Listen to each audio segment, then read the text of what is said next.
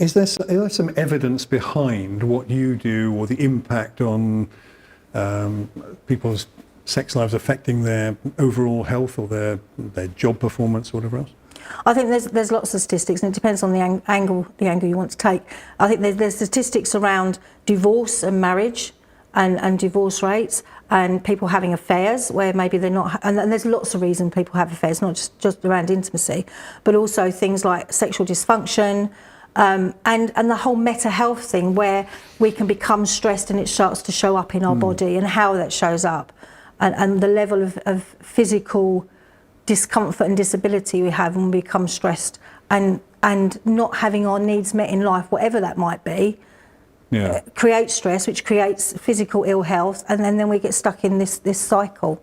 My sense is that there will be relatively few high quality medical studies into the effects of sex on well-being or its impact on the success of other therapies or anything else like that, because as we've said, it's a taboo subject, and so there might be some people intrigued or interested by it, but the idea of doing a randomised controlled study of 400 people and getting into this sort of detail is going to be very few and far between, aren't they? And I also think there's not necessarily, if there was a questionnaire in front of most people that was about their sex life, they're probably not going to tell all of the truth. I think most of us would want to feel like we're having an amazing, and that's why our clients don't want to talk about it, because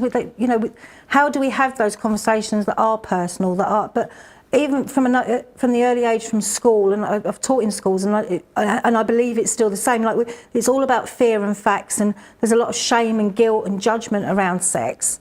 So therefore, it's not a conversation that people want to have. And I think it is difficult for practitioners to open a conversation, even if it's about how and where they can refer someone on to. How do you start that conversation in the first place? And it is something that impacts everybody in some shape or form.